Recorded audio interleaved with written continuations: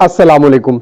मौला मुत्तक़ियान मौला इमाम अली अलैहिस्सलाम नहजुल बलागा की हिकमत 237 में फरमाते हैं, एक जमात ने अल्लाह की इबादत सवाब की रग़बत और ख्वाहिश के पेश नज़र की, यह सौदा करने वालों की इबादत है।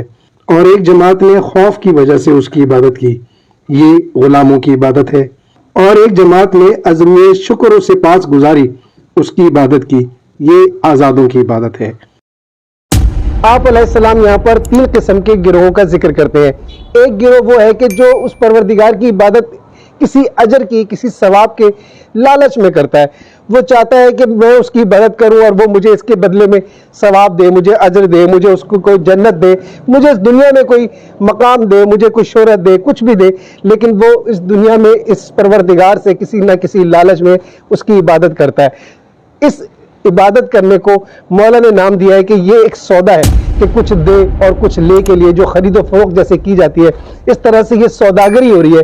फिर आप फरमाते हैं कि दूसरी इबादत करने वाले गिरोह ऐसे हैं कि जो इस तरह से इबादत करते हैं कि वो उसके डर से इबादत करते हैं, वो खौफ के मारे कि कहीं अगर हम इबादत ना करें वो हमसे नाराज़ ना हो जाए, हमारी नेमतें ना छिन जाए, हमारी सेहत हमसे ना छिन जाए, हमारी औलाद ना छिन जाए, ऐसा ना हो कि हम मरने के बाद जहन्नुम में फेंक दिए जाए। इस तरह के किसी भी खौफ की वजह से, किसी डर की वजह से जो उस परवरदिगार की इबादत करता है, ऐसी इबादत को मौला फरमाते हैं ये किसी गुलाम की इबादत है, किसी मजबूर की इबादत है।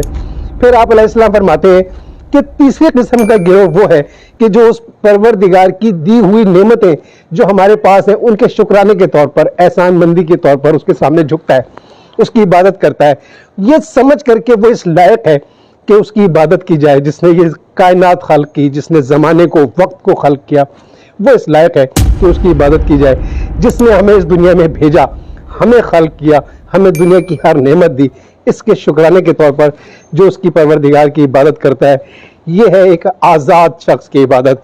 ये है वो इबादत जो उसने किसी लालच की वजह से नहीं की, उसको लायक इबादत समझते हुए इबादत की।